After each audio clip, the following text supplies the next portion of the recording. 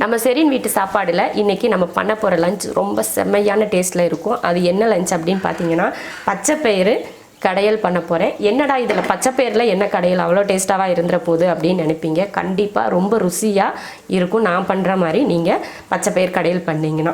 அதுக்கு ஒரு டம்ளர் எடுத்து வச்சுருக்கேன். அப்புறமா சாப்பாடு வந்து வடித்து கேட்டிருந்தீங்க. அதுக்காக நான் ஒரு சின்ன டம்ளரில் டீ குடிக்கிற டம்ளரில் ஒரு டம்ளர் அரிசி ஊற வச்சுருக்கேன் வடிக்கிறதுக்காக.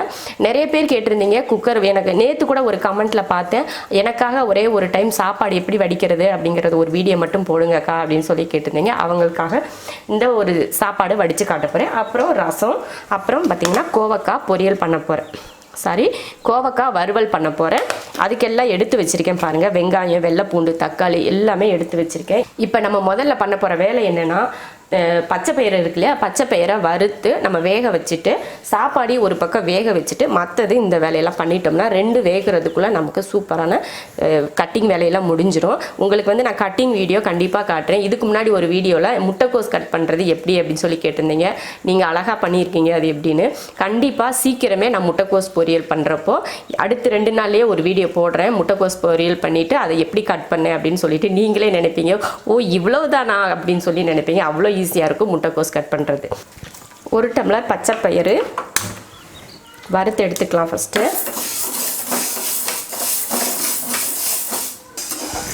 நான் வந்து வேறு பாத்திரத்தில் போட்டு வறுத்துட்டு இருந்தேன். அதில் வந்து நல்லா தெரியலை வீடியோ வெளிச்சமாக, அதனால தான் இதில் மாற்றிட்டேன். நல்லா வறுத்து எடுத்துக்கலாம். நல்லா வறுக்கிறப்போ நல்ல மணமாக இருக்கும். அதே போல் கலர் மாறும் கொஞ்சம் கொஞ்சமாக, அந்த வறுத்த கலர் அது வரைக்கும் வறுத்துக்கணும். அப்போ தான் குழம்பு வந்து அந்த வலுவலுப்பாக இருக்குது பார்த்திங்களா, அந்த வலுவலுப்பு இல்லாமல் குழம்பு சாப்பிட்றதுக்கு நல்லாயிருக்கும். அதே போல் ஊற வைக்கணும் அப்படின்றதெல்லாம் கிடையாது. பச்சைப்பயிரை பொறுத்த வரைக்கும் வறுத்து வேக வச்சுட்டாலே 2 விசில் 3 விசில்லையே வெந்துடும். ஒரு சிலர் வந்து ஊற வச்சு தான் செய்வாங்க. பச்சைப்பயிறு ஊற வைக்கவே தேவையில்லை. பச்சைப்பயிறு சீக்கிரமாக வெந்துடும். தனியாக வேக போட்டால் தான் வேகாது. ஒரு குக்கரில் வச்சு ஒரு 3 விசில் விட்டிங்கன்னா போதும், சூப்பராக வெந்துடும். பாருங்கள் நல்லா கலர் மாதிரி வந்திருக்கா. இது போல் வறுத்து எடுத்துக்கணும். இப்போ ஸ்டவ் ஆஃப் பண்ணிவிட்டு குக்கரில் போட்டு கழுவிக்கலாம்.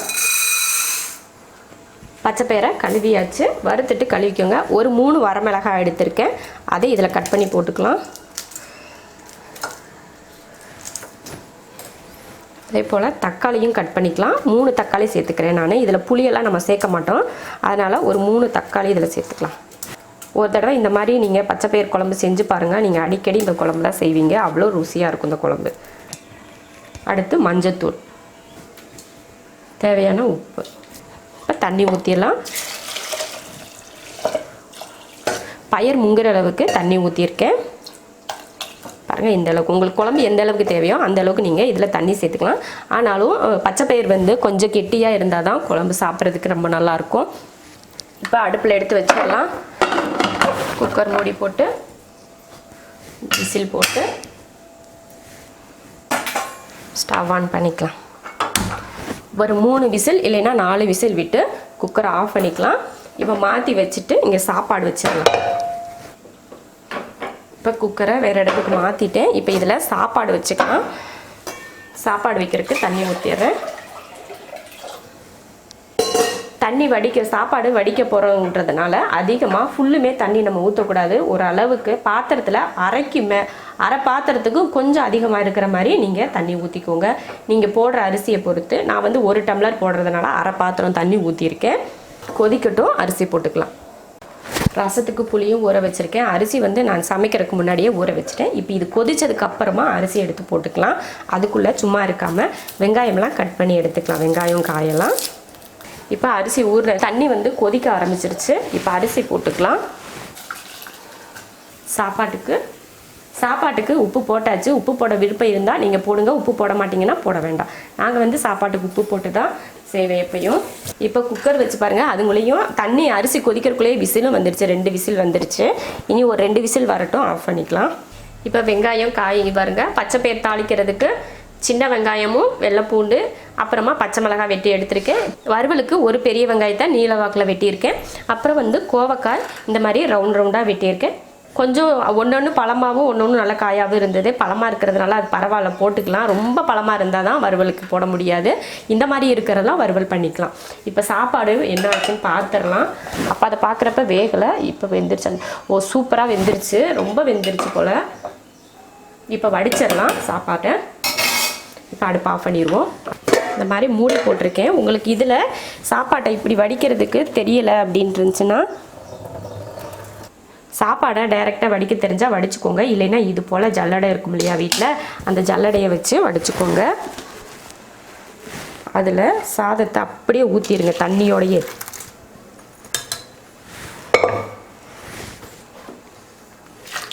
அவ்வளோதான். அப்படியே ஒரு 2 நிமிஷத்துக்கு தண்ணியை வடிய விட்டிங்கன்னா சாதம் ரெடி ஆயிரும். அப்படியே நம்ம ஹாட் பாக்ஸ்லேயும் இல்லை சாப்பாடு ஏதாவது மாற்றி வைப்போம் இல்லையா, அதில் போட்டு நீங்கள் எடுத்து வச்சுக்கலாம். அவ்வளோதான், ரொம்ப ஈஸி. இந்த மாதிரி உங்கள் வீட்டில் இல்லைன்னா கூட இது மாதிரி நீங்கள் சாதம் வடிக்கிறவங்க இது போல் வாங்கி வச்சுக்கோங்க. ரொம்ப ஈஸி. சாதம் வடிக்கிறப்போ கையில் படும், சூடாகும். அதனால் அந்த மாதிரிலாம் இல்லாமல் இந்த மாதிரி வாங்கி வச்சிட்டிங்கன்னா தண்ணி சூப்பராக கம்ப்ளீட்டாக வடிஞ்சிரும். இது போல் இல்லைன்னா கூட நீங்கள் வாங்கி வச்சுக்கோங்க. இப்போ பார்த்திங்கன்னா தண்ணி சூப்பராக வடிஞ்சிருச்சு. பார்த்திங்களா, உங்ககிட்ட பேசுகிற செகண்ட்லேயே தண்ணி எல்லாமே வடிஞ்சிருச்சு. இப்போ இந்த சாப்பாடு தண்ணி தூக்கி போட்டு மறுபடியும் அதே பாத்திரத்தில் கூட சாதத்தை போட்டு வச்சுக்கலாம்.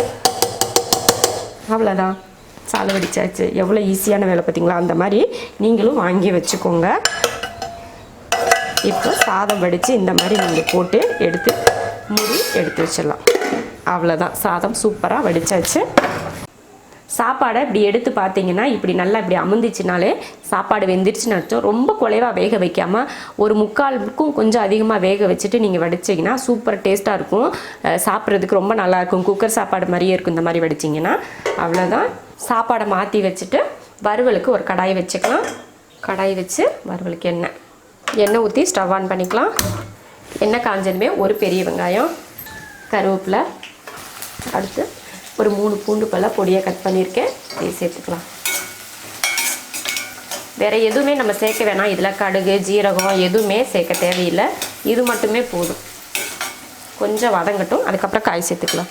வெங்காயம் இந்தளவுக்கு வதங்கினதுக்கப்புறம் கோவக்காய் சேர்த்துக்கலாம். தேவையான உப்பு, மஞ்சத்தூள், இது நல்லா கலந்துக்கலாம்.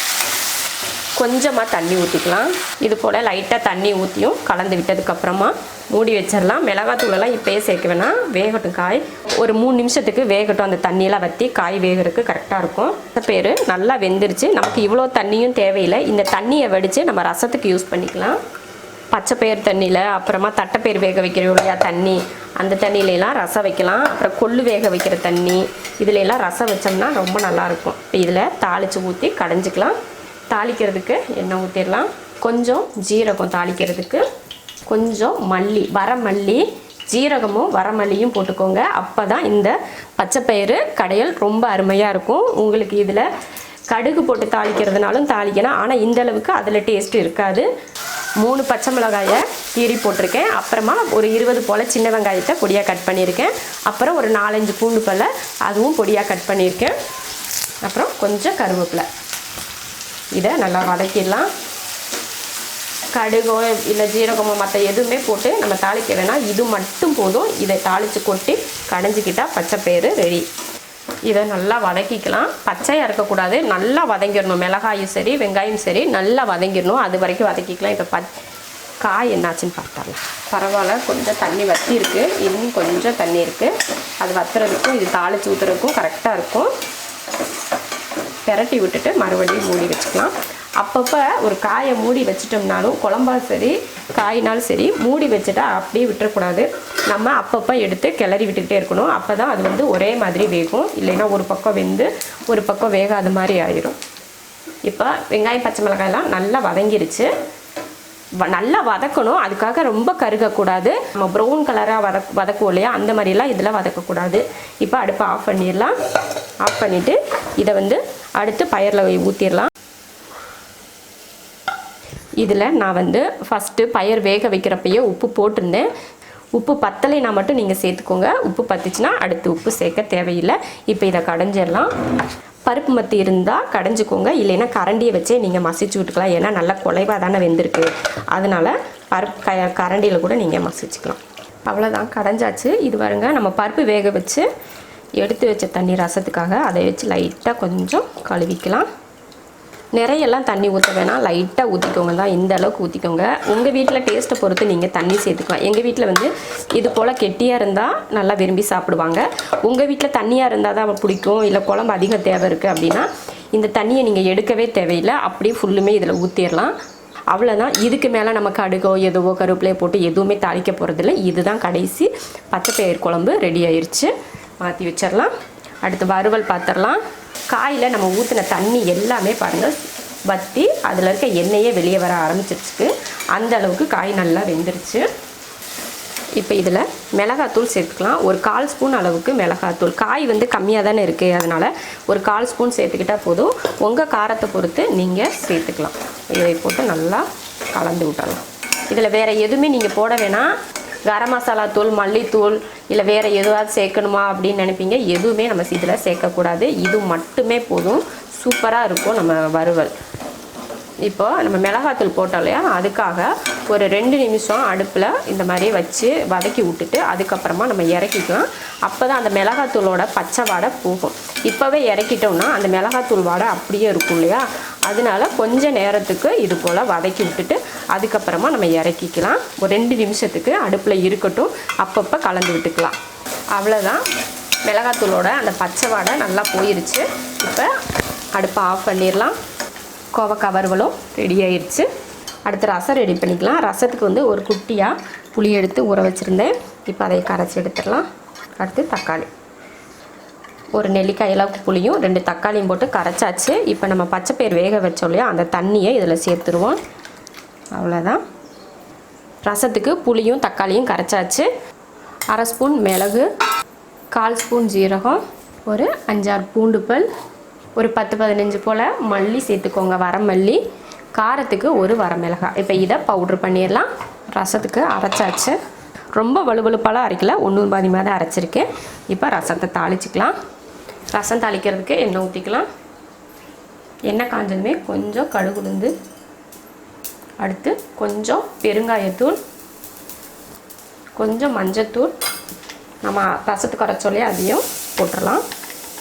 கொஞ்சம் கருவேப்பிலை லைட்டாக எண்ணெயில் வதக்கி விட்டுறணும். வதக்கி விட்டுட்டு புளியும் தக்காளியும் ஊற்றிடலாம். இப்போ ரசத்துக்கு தேவையான தண்ணி. அவ்வளோதான். ரசம் ரெடி ஆயிடுச்சு. தேவையான உப்பு. ரசம் வந்து பொங்கி வந்ததுமே ஆஃப் பண்ணிக்கலாம். ரசம் வந்து பொங்கி வந்துடுச்சு. இப்போ மல்லித்தலை தூவிட்டு அடுப்பை ஆஃப் பண்ணிடலாம். அவ்வளோதான். ரசமும் ரெடி ஆயிடுச்சு. லாஸ்ட்டில் இந்த மாதிரி மல்லித்தலை தூணிங்கன்னா நல்லா அந்த மல்லித்தலை மனம் சூப்பராக இருக்கும். அதனால தான் நான் லாஸ்ட்டில் மல்லித்தலை போட்டிருக்கேன். அவ்வளோதான். எல்லாமே ரெடி ஆயிடுச்சு. இப்போ நம்ம வீட்டில் ரொம்ப சூப்பரான ஒரு லஞ்ச் ரெடி ஆயிடுச்சு. இந்த மாதிரி ஒரு லஞ்ச் பண்ணிங்கன்னா நான்வெஜ் சாப்பிட்றத விட உங்களுக்கு ரொம்ப ஃபேவரட்டான ஒரு லஞ்ச் இதுதான் அப்படின்ற மாதிரி ஆயிரும்.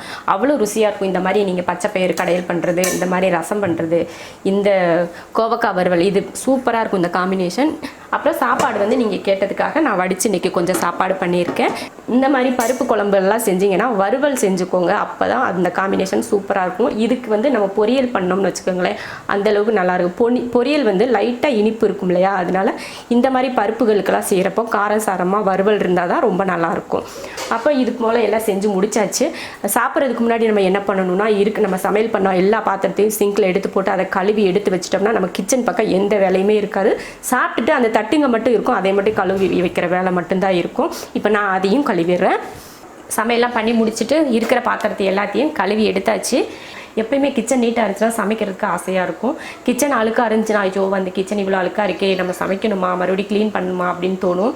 எப்பயுமே நீங்கள் சமைச்சு முடிச்சுட்டு க்ளீன் பண்ணி வச்சுட்டு போயிட்டீங்கன்னா அடுத்த வேலை வந்து அடுத்து நீங்கள் டீ போட வந்தாலும் ஏதாவது ஸ்நாக்ஸ் பண்ண வந்தாலும் அப்படியே ஆசையாக வந்து செய்வீங்க. அந்த மாதிரி நீட் பண்ணி வச்சுட்டு போங்க. லஞ்ச் மெனு சூப்பராக செஞ்சுட்டு பாத்திரமும் கழுவி எடுத்தாச்சு. அடுத்து நம்ம செரின் வீட்டு சாப்பாடு சேனலை மறக்காமல் சப்ஸ்கிரைப் பண்ணிவிட்டு பெல் பட்டனை ப்ரெஸ் பண்ணி வச்சுக்கோங்க. இப்போ நம்ம சாப்பிட்லாம்.